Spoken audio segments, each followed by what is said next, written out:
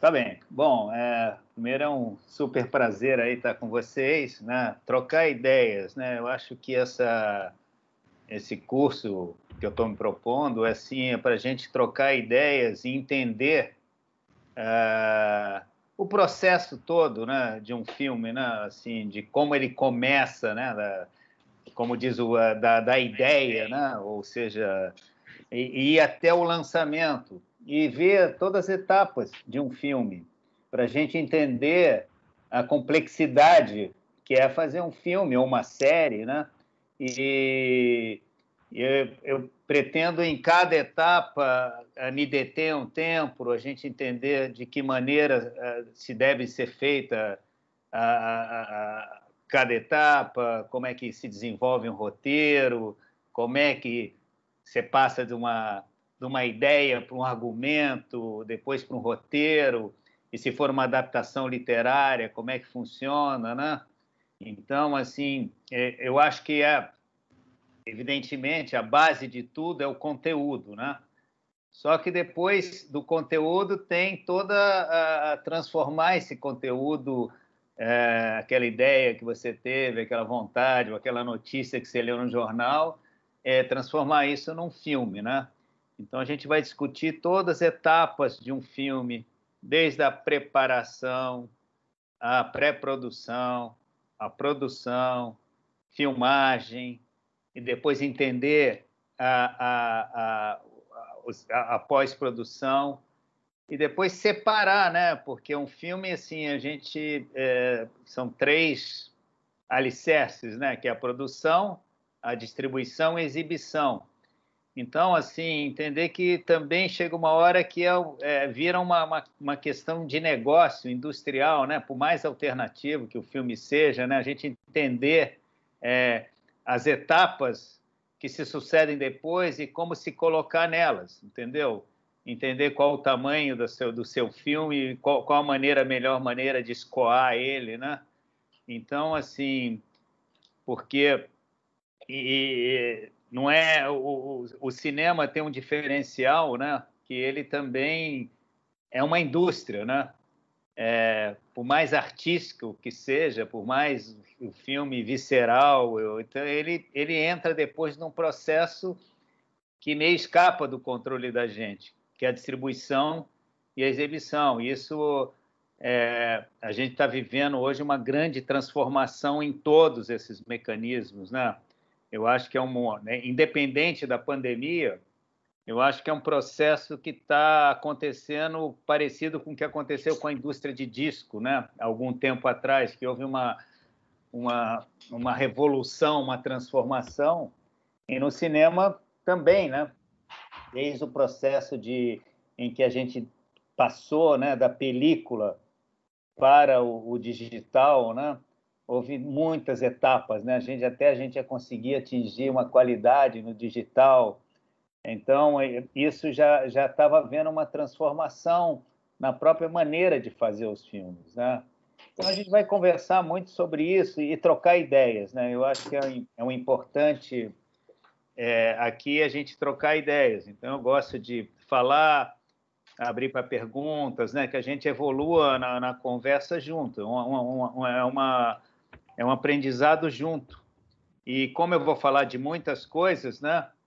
É normal que hajam dúvidas, questões, né? E a gente vai avançando junto. Então, assim, é isso, né? Que eu tenho a dizer assim, que pode ser um debate muito rico e para a gente entender também a complexidade que é fazer um filme, né? Porque o filme agrega todas as outras artes, né? Ele está junto, né? Desde da parte de direção de arte, da música, da fotografia, né? Então eu vejo o cinema, os filmes como quase uma síntese de todas as artes juntas, né? Então e assim com um diferencial que você não sabe aquilo que você batalhou tanto para fazer, que você teve todo o cuidado, você não sabe se vai dar certo ou não, né? Então a gente ainda tem esse outro lado, né, do imponderável, né, você não consegue medir, né, você não consegue planejar o que vai acontecer com o filme, né? E esse também não deixa de ser o lado fascinante, né? A gente, quem diria, por exemplo, vendo o Oscar, eu nem vi, mas assim, ganhar uma moça oriental, isso não aconteceria há alguns anos atrás. Então, a gente está vivendo uma evolução constante, né, de empoderamento, de novas vozes, e tudo isso parte do conteúdo, né? Então, eu sempre digo que o conteúdo é o que é de mais importante, né? Mas, assim, para tornar esse conteúdo um produto, né? É essa a ideia, conversar sobre isso. Vocês têm alguma questão?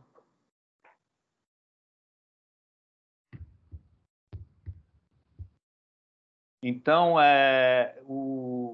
eu vou dividir o curso nessas etapas, né? E eu quero também, quando a gente passar para a parte de produção propriamente dita, eu quero mostrar como, de um roteiro, você parte para fazer uma análise técnica. O que é uma análise técnica, né?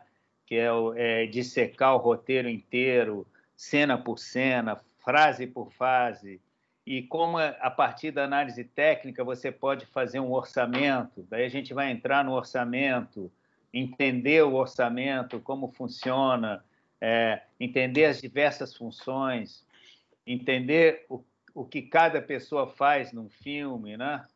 E daí conversar sobre o plano de filmagem, né? Sobre como a junção do roteiro com análise técnica gera o plano de filmagem.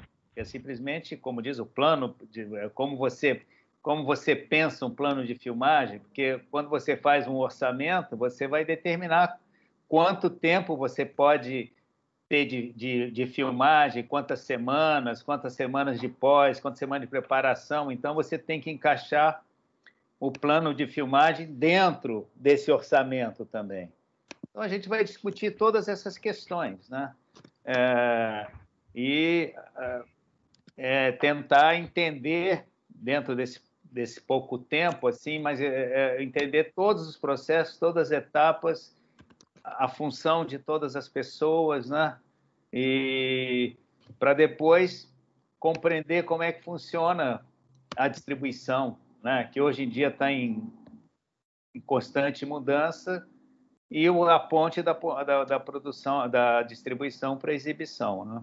Então, assim, a ideia do curso é essa, uma visão geral, holística, né, do processo, em que a gente vai entender a mistura da arte, né, a chamada sétima arte, né, é o cinema, com a questão também de que chega um momento que ele vira um produto, né?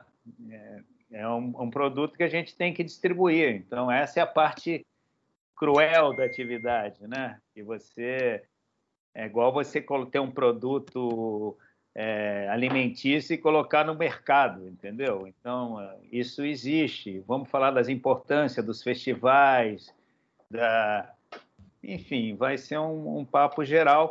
Evidentemente, por ser muito amplo, ele não pode ser super detalhado, mas acho que a gente vai ter assunto para conversar. Flavio, você quer que eu compartilhe aqui as etapas do curso para o pessoal olhar assim detalhadamente? Assim, pode ser. Assim, essas etapas, né, que a gente pode colocar assim. Depois eu vou ter modelos, né, de análise técnica, de orçamento, né, para a gente entender. Então, tá assim, vocês estão vendo aí? Sim. Ok. Então é isso aqui. É um curso que ele meio assim, ele se autoexplica, né? Porque como ele é abrangente, né, a gente vê, ponto 1, a ideia, o argumento e o roteiro, né? como transformar o roteiro num filme-série, né? E daí, decorrente desse roteiro, nós vamos estudar análise técnica, plano de filmagem, decupagem, orçamento, a ordem do dia, né? E, entendido isso, a gente entra efetivamente no início de um filme, que é da filmagem, que é a pré-produção, a preparação, né? Você faz uma pré-produção inicial de 2, 3 semanas para ver o elenco, preparar as locações, e daí entra depois na preparação, que é justamente colocar as coisas para funcionar.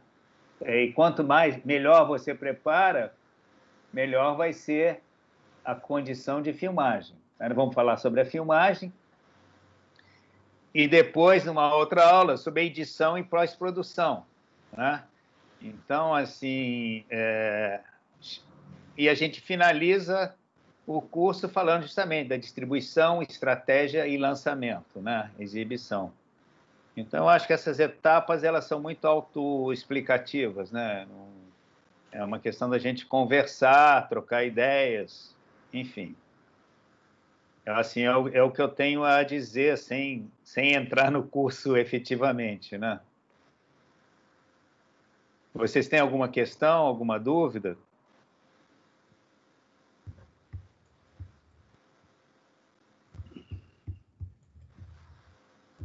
Olha só, gente, eu vou entrar, porque vocês ficam com essa timidez toda. A minha imagem entrou aí, não? Não. É sempre...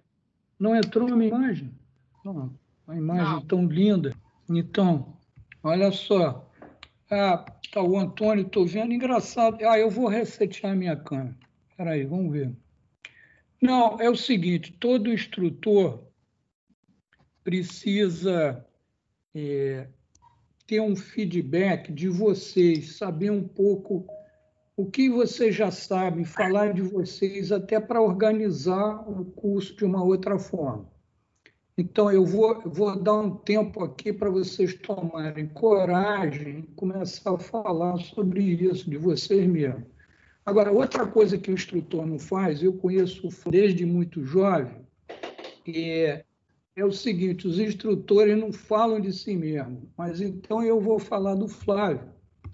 É o seguinte, desde que eu comecei no cinema, o Flávio é mais jovem do que eu, é muito mais jovem, mas é incrível a carreira do Flávio Tambellini, porque ele começou, e assim, num determinado momento, ele começou numa carreira, e foi uma carreira assim vertiginosa. Primeiro, ele foi o melhor assistente de direção do Brasil, por muitos anos, mas assim, num nível internacional. Eu me lembro da última vez, nós estávamos fazendo um filme com Mick Jagger, não é isso, Flávio?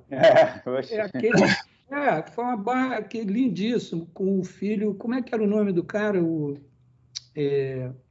inglês, o filho da, sei lá. Vou me lembrar daqui a pouco. Exatamente. Mas, enfim, a coisa do Flávio foi internacional e, evidentemente, o momento dele de dirigir começou a chegar e o Flávio dirigiu coisas incríveis, entende? Tem aquele documentário sobre o Tim Maia, que é uma maravilha, a relação, a afetividade e tal. Mas eu estou dizendo isso porque, como todo cineasta brasileiro daquele momento, e isso é um legado que nós deixamos para todos os brasileiros, foi a forma de produzir. Porque o cinema novo, uma das coisas mais importantes do cinema novo, foi a autoprodução, como produzir uma ideia própria. Eu tenho a impressão que muitos de vocês se encaixam nessa coisa. Você tem um conteúdo, como ele diz, da maior importância e quer desenvolver o conteúdo, ou dele, ou de um amigo, ou de uma amiga, e você não sabe. Então, é um privilégio vocês ouvirem isso do Flávio, da experiência que o Flávio tem disso, entende? Porque eu não estou... Isso aí é verdade, por isso que ele foi, inclusive, convidado, ele é muito ocupado de vir montar o curso para a gente ficou atrás dele, vamos, mas agora parece que tem um tempo, né, Flávio? Eu só queria dizer isso. eu gosto de dar aula, já dei, assim, eu dei durante um tempo, fui lá coordenador uma época lá da Escola Darcy Ribeiro, depois deixei de ser coordenador, gostava de dar aula e é muito gratificante você trocar, né, ideias, e tem vários alunos meus que hoje estão, começaram, não eram simplesmente iniciante mesmo, né, e hoje estão no mercado, então, assim, você cria uma relação bacana, né, assim, para a vida, né, porque quando você dá aula e a pessoa absorve a aula, né? Claro que cada um tem seu talento próprio e cada um se faz, né, por si, né? Não existe milagre, né? Mas isso é uma relação de troca muito legal, porque eu também aprendo, né? Você dando aula, você ensina e aprende, assim. Então, assim, eu nunca... Essa é a minha primeira experiência em aula online, né? Eu tinha um pouco de resistência, né? Porque eu gosto de sentir a respiração da sala, ver quem está prestando atenção, quem está no celular, né? Porque sempre tem a turma que fica no celular, né? Quando você dá aula, né? E a gente entende, né? Essa troca como é muito importante, entendeu? Da aula tem esse lado, ainda mais da aula num curso em que em que as pessoas que coordenam, tipo, são ativas, né? Então não a ABC não é um curso assim de aposentados que resolveram fazer sem nenhum preconceito, é gente que além de tudo é ativa, então tem uma pulsação, né? E acho que esse momento que a gente está vivendo é um momento terrível, assim, né? E para a cultura, e não tô, claro que a pandemia acerbou isso, né? Tornou isso mais dramático, mas assim, a gente estava num boom, né? No audiovisual, né? Com faculdades cheias de alunos, projetos acontecendo, né? O audiovisual brasileiro entrando no streaming, entrando na TV, no VOD, na TV paga e tudo. E, de repente, isso tudo foi estancado, né? Então, isso é uma questão muito triste, porque tem... meu filho se formou na PUC em cinema, estou dizendo, há um enorme número de pessoas talentosas, criativas, que estão aí querendo entender para onde vão, né? Mas eu, assim, a gente já passou por isso, o Afonso sabe, de momentos de crise, né? Mas a gente enverga, mas não quebra, né? A força do audiovisual, do entretenimento é imbatível. Então a gente vai apanhar agora, daqui a 2 anos ou 1 ano, isso volta com força, porque é um processo... eu sei que eu vou falar um clichê, mas qual foi o que aconteceu de melhor na pandemia? Você ter filmes para ver, poder ver séries, filmes, né? Isso é isso que a gente faz, é criar, né? Então, eu estava lendo até, acho que ontem, assim, que a Netflix está com problema. A Netflix, assim, eles tiveram um grande número de incremento de assinantes e agora eles estão com um problema que é conteúdo. Como não foi feito conteúdo, agora eles não estão tendo o que oferecer, entendeu? Porque não podia se filmar na pandemia. Então, eu acho que assim que se liberar, que as coisas... Né, vai vir um boom aí de atividade, né? Tem vários players, né, entrando, seja a Amazon já está entrando, a Warner, a HBO Max, Paramount, e isso força também que a Globoplay se fortaleça, e eu acredito que vão acontecer streamings independentes também, para outro tipo de produção, né? Eu acho que a gente está prestes a ter um movimento muito forte aí, mas só que agora está isso, né? A gente tem um governo que odeia a cultura, né? Essa é a verdade, não é que negócio, odeia. Então, A gente está tendo que ser criativa, pensar em outras maneiras de produzir, de fazer, tentar depender menos da Ancine, de regulamentações, né? Então, a gente está num processo muito desafiador. E, assim, então, por isso, esse é um momento bom de trocar ideias, né? Pensar junto, porque a gente vai continuar e eles vão passar, né? A gente sabe disso. Nós vivemos em 1990 juntos a mesma coisa. Veio um presidente, nosso presidente Collor, e com várias penadas, assim, com várias canetadas, ele destruiu a arquitetura institucional do cinema brasileiro que havia sido construída nos últimos 35 anos, porque foi um trabalho difícil você montar o cinema, a relação com o Estado, a relação com as produtoras, desenvolver isso tudo. Em 1990, nós estávamos num boom, nós fazíamos... Eu fui vice-presidente da Embrafilme, nós produzíamos 120 longa-metragens por ano, coproduzíamos, a Embrafilme, e 300 curta-metragens no Centro de Tecnologia Audiovisual, no CTAV. A mesma coisa está ocorrendo agora, mas eu acho que agora, não sei se você concorda, Flávio, o momento é mais rápido, porque tudo é muito mais rápido. Antigamente havia uma dificuldade de comunicação, né? Hoje em dia existe a internet, nós temos uma capacidade de mobilidade, de reorganização muito maior do que foi na retomada. Em 1990, a retomada durou o quê? Uns 5 anos, mas a coisa foi rápida. Eu te digo, sair esse governo, entende, essa coisa terrível de odiar a nossa classe e tirar, de não cumprir uma lei, porque a lei de fomento à indústria do audiovisual é uma lei federal, entende, que não está sendo cumprida.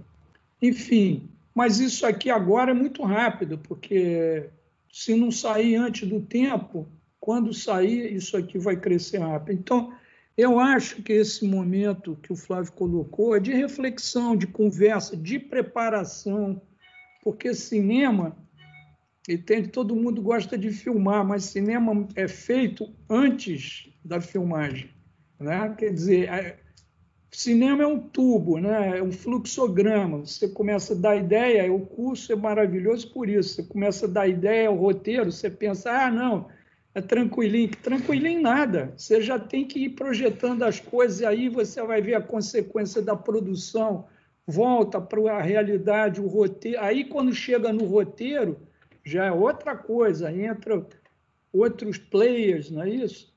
Mas, enfim, eu acho que é um curso muito bom para esse momento. Eu acho que esse bate-papo, porque tem razão. Flávio falou outra coisa que é importantíssima. Essa troca de ideias não é só uma troca de ideia entre o aluno e o instrutor, é uma troca de ideia de uma equipe, porque esses cursos têm 10 participantes e tal, mais um instrutor que é mais experimentado. Você faz um verdadeiro brainstorm da situação. Então, cada um traz seus problemas, suas perguntas, e você vai armando as respostas, entende? Se torna, né, um grupo de trabalho, né, Flávio? Eu assim, sempre gostei, assim, tem professor, instrutor que dá aula e não gosta, ele determina um momento de perguntas, né? É claro que não pode ser um caos, você está falando e ter perguntas no meio, mas assim, me estimula muito essa troca, sabe? De eu falar, abrir, a gente conversar, porque eu acho que isso enriquece a conversa. E como nós estamos falando de uma arte, cinema, que é coletiva, a gente pode discutir coletivamente. Então, a minha ideia é sempre falar um tópico, conversar, expor o que eu acho, e eu não sou dono da verdade, entendeu? Ouvir o outro lado, e principalmente, assim, sempre o que eu vou falar e explicar nunca é ideológico, assim, é a questão como é. Então, você faz um filme e você tem isso, isso, isso, isso. A ideia, o conteúdo, pode ser qualquer um. Quer dizer, a gente não está discutindo o conteúdo, que tudo tem espaço, tudo é possível, tudo tem que ser feito, só que você tem que fazer pensando aonde isso vai acabar. Se você quiser fazer um filme que seja um filme mais xiita possível, e você quer fazer só para passar em festivais, tudo, é um caminho, mas é importante saber para onde você quer ir, porque senão você pode se frustrar muito depois, né? E não adianta, assim. É claro que hoje a gente não está vivendo a competitividade das salas de cinema, né? Mas é destruidor, assim, você lança um filme e, de repente, vem um filme americano e ocupa 80% das salas, mas é o mundo real, né? Então, assim, não adianta depois ficar amargurado, porque é assim que funciona. Só que hoje a gente está entendendo, né, que o que a gente chama salas de cinema, seria o theatrical, cada vez está diminuindo o percentual em relação às outras mídias, né? Então, às vezes, você passar em sala de cinema pode ser uma vitrine para o filme ir para outros lugares, né?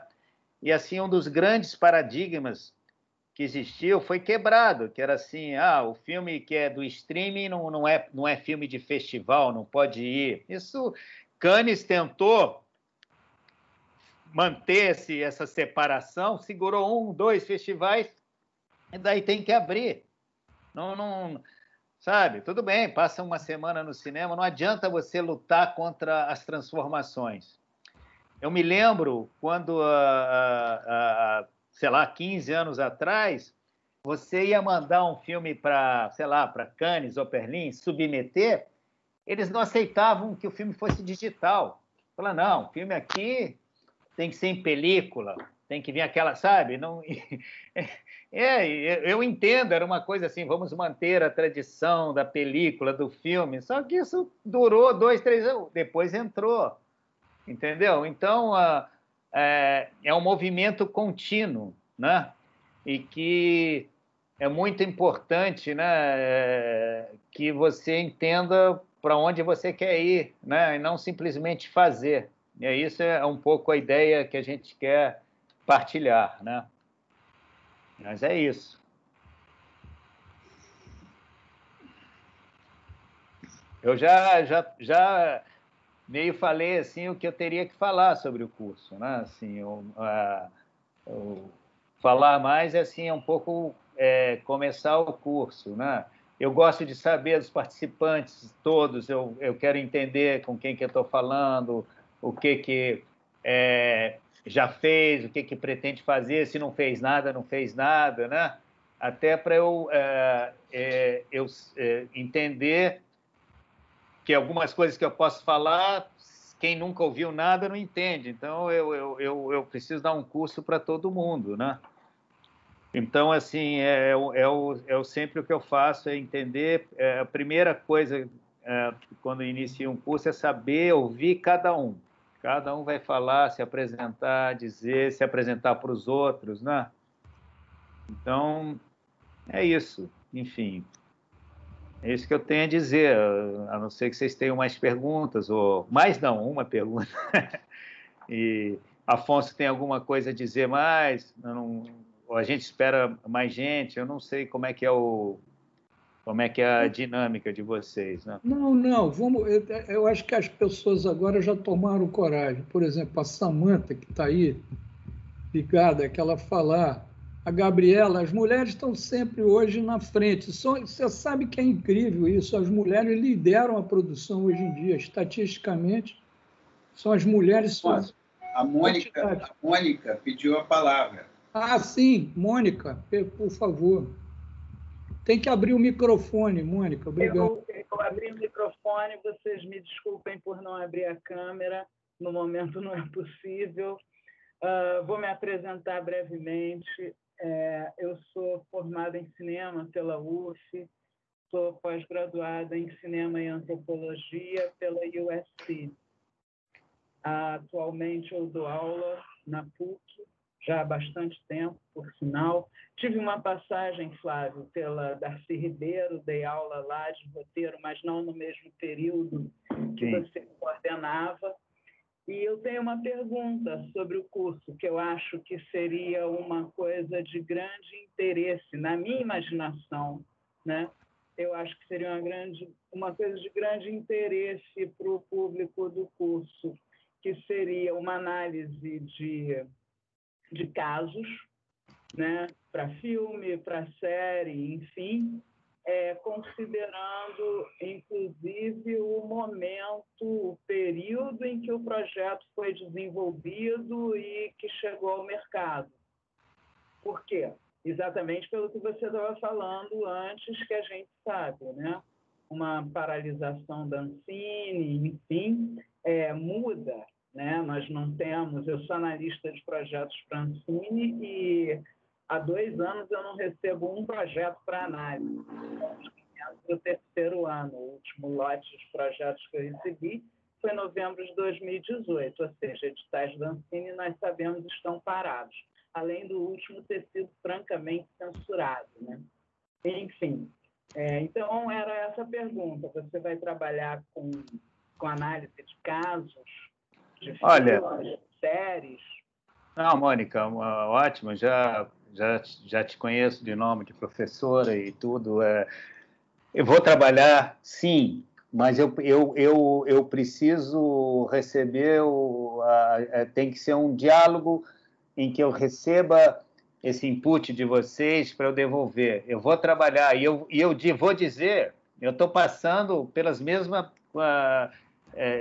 dificuldades e desafios, né? Porque hoje você não tem, às vezes, a cara. Se eu mando um projeto para Netflix ou mando uma série, você não fica um pouco assim numa caixa preta, sem entender como é que funciona, né? Então, a gente está vivendo um momento assim que espero que essas novas players, parceiros que entrem, tenham normas mais definidas de entender o projeto, né? De conversar, da gente... Porque uma outra questão que também, assim, a mim, pessoalmente, me preocupa é que a gente não vire meramente prestadores de serviço, né? Porque não tem nenhuma regulamentação, e eu não sou a favor, vamos controlar, não é isso, mas assim, eu tenho um projeto, eu mando para um lugar, uma ideia minha, um projeto que houve um trabalho de equipe, sei lá, uma sala de roteiristas, aí o player XY aprova e fica dono, né? Então, assim, é claro que no momento de falta de trabalho, então é bom, mas isso, assim, ele tem que mudar com o tempo, não é assim na Inglaterra, na Alemanha, né? Tem que haver uma contrapartida, não pode ser assim, né? Então, isso é algo que também tem que ser discutido, né?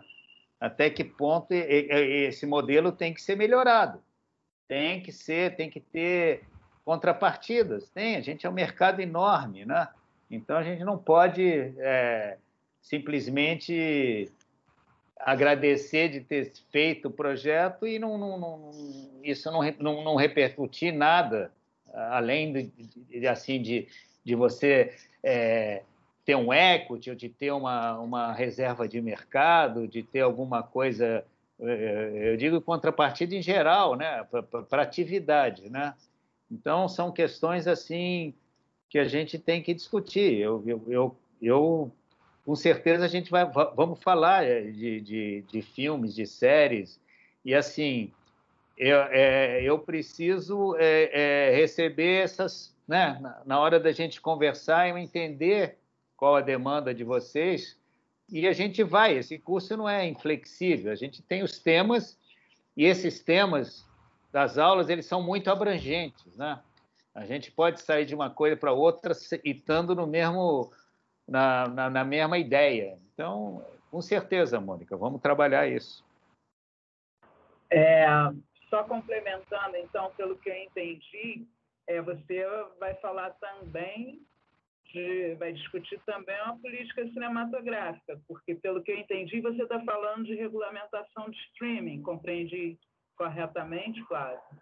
Eu estou falando assim que em algum momento tem que haver alguma regulamentação. Assim, eu não sou estudioso, mas assim me parece que ou uma regulamentação ou uma contrapartida para o próprio audiovisual, entendeu? Para que as pessoas possam, seja através de um Condecine, de alguma coisa, eu acho que esse é o caminho, né? Porque esse é um tema meio polêmico, não é? O custo não é só, mas assim, por que as companhias telefônicas têm que pagar um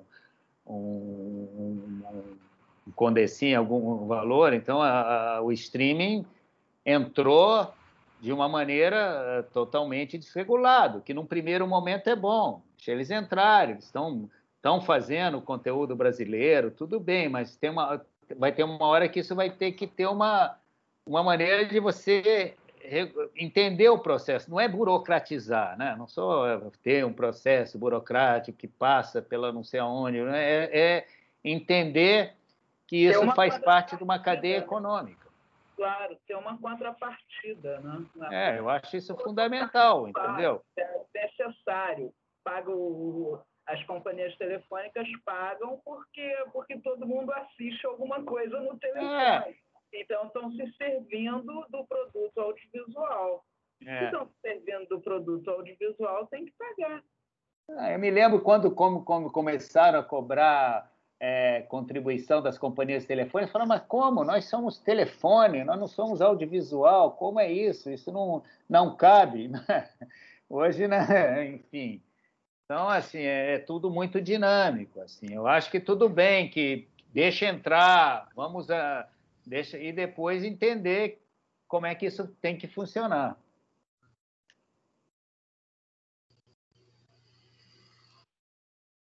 Obrigada.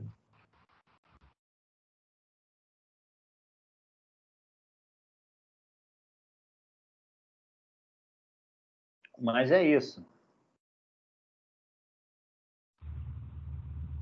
Como estamos aí, Afonso? Não, estamos bem. Nós temos produtores em potenciais tímidos. É isso que não é possível. Vocês precisam falar, gente, perguntar. A gente quer interação para saber como é que isso vai avançar. Mas tranquilo, quer dizer, a anonimidade é bem-vinda também no começo. Também eu acho que na hora que a gente tiver efetivamente fazendo o curso, né, as questões, os posicionamentos surgem também naturalmente. Talvez como a gente está falando de uma maneira agora muito geral, talvez seja mais difícil, né, perguntar. Acho que tem um Pedro que está querendo fazer alguma pergunta aí. Pedro Burrell, sim. Oi. Fala, Pedro, tudo bem? Tirar tudo. Não, minha dúvida é o seguinte, né? Porque eu, além de professor aqui no Sul, na Itajaí, eu também sou curta-metragista, né? E tem essa questão quando o cara é curta-metragista, ele quer virar o longuista, vamos dizer assim, o cara quer fazer o longa. Daí, essa passagem, vamos dizer, para mim, é meio obscura, porque depende do edital, porque o edital pede, claro, uma experiência de produtora, nível, depende do nível na Ancine, não sei se ainda existe isso, mas tudo bem, nível de classificação. Não sei se tu vai abordar esse caminho, porque eu tenho interesse em fazer o curso para essa mudança, né, do curta para o longo.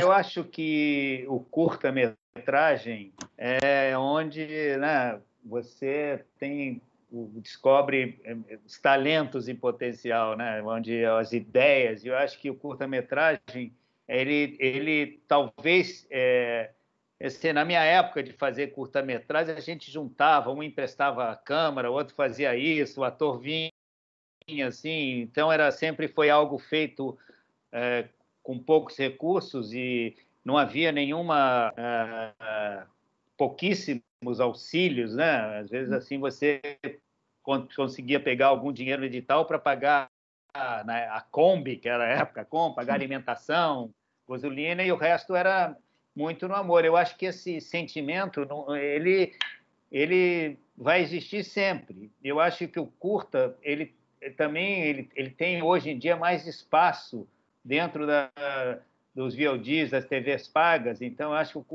o curta sempre é tipo assim um passaporte. Não, olha, fez aquele curso, esse curta foi para não sei aonde, aconteceu ali, é um curta muito. Existe um bochicho pelo curta, né? E eu acho que isso sempre facilita e abre caminho, independente de ter edital. Claro que edital sempre é o melhor, né? Porque você tem uma segurança, mas um curta bom, ele é naturalmente um espaço aberto para o longa, porque é alguma coisa que você vai mostrar o que você fez, né?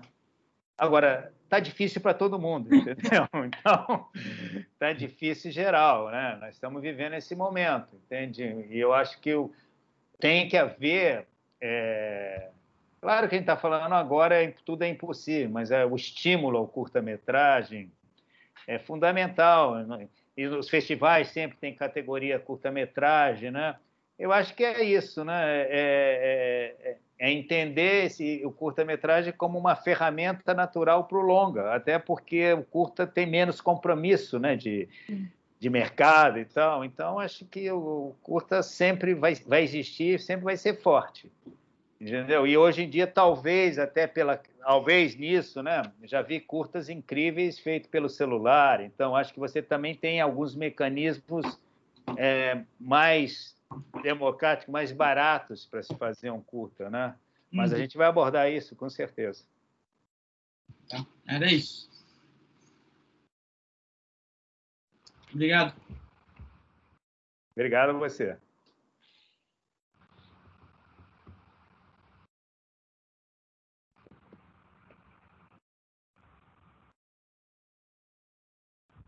Bem, eu acho que é isso, né? Acho que se vocês tiverem alguma dúvida, algo que eu possa mais falar, mas eu entendo que agora a gente... Samanta levantou. Oi? Flávio, a Samanta que eu eu tenho a mãozinha aqui. Diga, Samanta. Oi, Sada, oi de novo. E falar, assim, eu fiquei feliz de ver esse curso, né? Enfim, estou há muitos anos fazendo produção, você me viu novinha, começando, né? Lembro de você bem. E aí, enfim, como eu basicamente fiquei esses anos todos nessas funções, né? Assistente, coordenadora e diretora de produção, e agora estão surgindo coisas para executiva, eu vi o quanto que a gente fica preso no meio do caminho dos filmes, né? Assim, tem um mundo antes de eu entrar no filme e um mundo depois, né? Então, acho que esse apanhado do todo vai ser bom para mim, para poder saber mais desse antes e desse depois, né? Eu acho, Samanta, que isso que você está dizendo é fundamental, e por outro lado, eu acho assim, existe assim,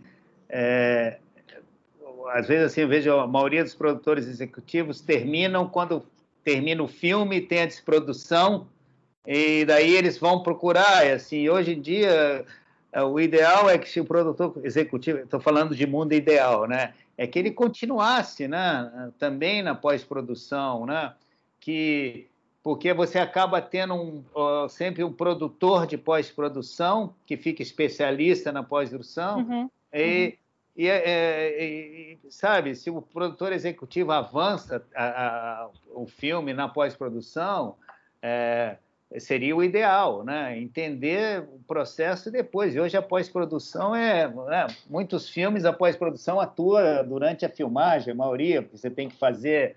Então, é claro que esse é um ideal. Às vezes o filme não tem recurso, às vezes, mas assim é que haja tentativa que o produtor executivo continue mais no filme, sabe?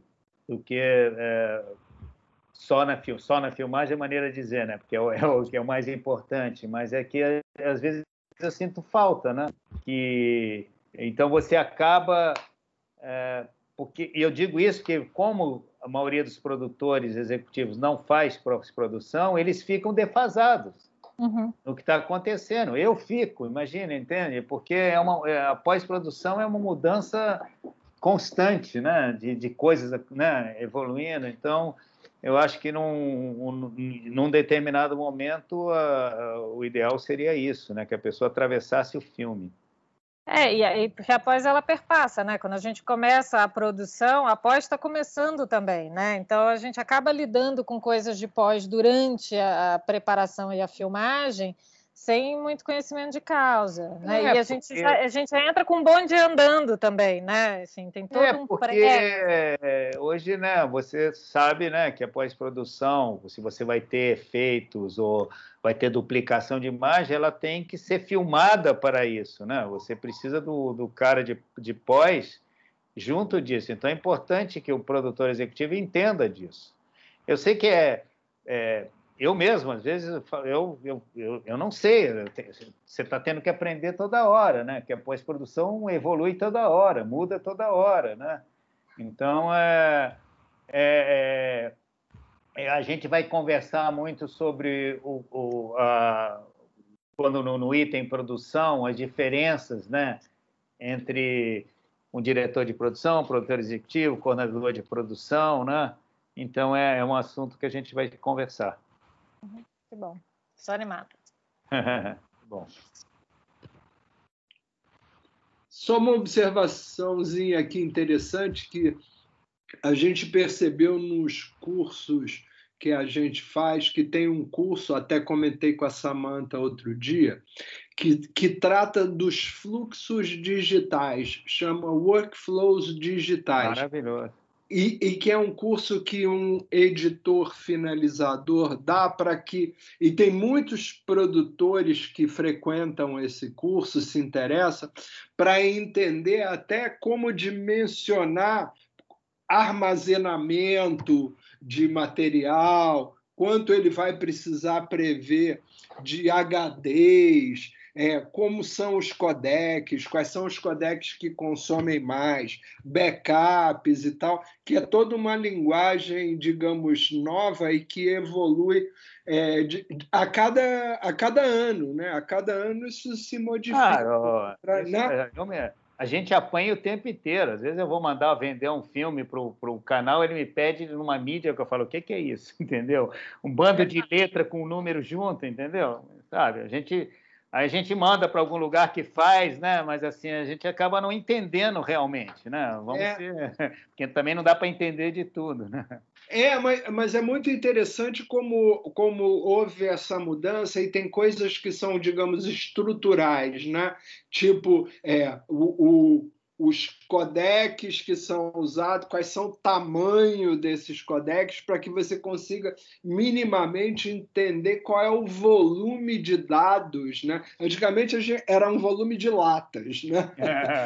Agora a gente não tem que carregar lata, pelo menos. Era o porta-malas do Johnny, né? Do corcel do Johnny. Era o armazenamento. Hoje em dia, né, quantos HDs você precisa para backup, né? E é muito interessante isso, criou todo um universo. Quem não teve problema na alfândega com lata de filme, né, cara? Não faça isso, não faça raio-x, não pode, né? Pelo menos a gente evoluiu, né? Não tem que carregar a lata, né? Tinha aquela cartinha e você tinha que convencer o chefe da alfândega que aquela carta não era contrabando. Pois é. Enfim, né? É um mundo, isso é o bacana, isso tá é uma evolução e né? Hoje em dia você tem uma categoria, né? Que são os marcadores, os timers, né? Os marcadores de luz, que tem marcador de luz. Uma vez o Valtinho, sabe, mandou procurar um marcador de luz lá, que isso já há algum tempo em Paris, o cara me atendeu, o agente dele, falou, não, fulano agora está fazendo isso, está fazendo um curso em Los Angeles e não está... É um campo enorme, né?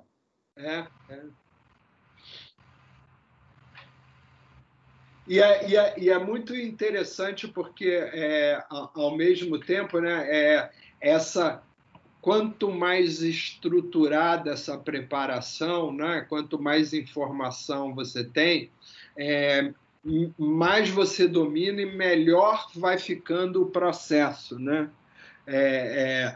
Eu estava... Há pouco tempo atrás, vocês sabem, muitos de vocês sabem que a gente recebeu uma visita ilustre lá do Vittorio Storaro, né, que esteve no Rio, fazendo uma grande exposição, e é um fotógrafo famoso, e ele dizia que uma das grandes vitórias dele nesses filmes que ele estava fazendo com o Woody Allen, que eram 3 filmes, né, é dele conseguir entrar no processo no início da pré-produção, e que isso fazia uma grande diferença no resultado final e no tempo de filmagem. Eles conseguiam filmar muito mais rápido porque ele, o fotógrafo, entrava na pré-produção. Oi! Que é genial, né? Ao mesmo tempo, o que é maravilhoso é que o ótimo fotógrafo vai continuar ótimo fotógrafo. Se o cara não é bom, na pós-produção não vai consertar, entendeu? Ela pode melhorar, ajudar, né? Então, quer dizer, o elemento humano continua essencial, né? Entendeu? Isso que é maravilhoso, não está sendo substituído, né? Você usa os recursos a seu favor, né? E é muito interessante que o bom fotógrafo, ele não deixa para resolver na pós, né? Se ele tem tempo de preparar, isso não vai virar um problema para ser resolvido na pós, né? Esse é muito o sentido de uma boa preparação, né? Que nem outra pessoa falava também assim, o ideal é ir filmar o filme pronto. Quando você vai filmar, o filme já está pronto. Você só vai filmar ele. Entendeu? Que é genial, né? Que é preparação, é domínio do processo, né? Muito legal. E, ao mesmo tempo, hoje tem uma síndrome que a gente tem que tomar cuidado quando a gente vai ver locação. O cara fala, não, isso tira na pós. Tem aqueles fios lá, tira na pós. Eu falei, bicho, não é assim. Exatamente. Vamos usar a pós para resolver, não para... isso tudo entra na calculadora, né, Flavinho? Exatamente. Isso tudo são números que você vai somando na calculadora, né? Com certeza.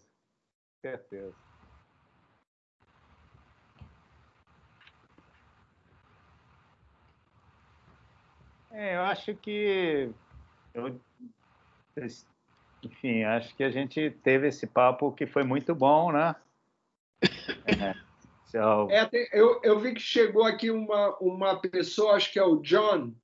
Eu não sei se ele quer se apresentar e falar um pouco da experiência dele. Não sei se ele está me ouvindo, mas enfim. A impressão que eu tenho é que ele entrou e depois saiu, porque eu não estou vendo o nome dele aqui. Não, está aqui, desculpa. Está aqui. Hi, John.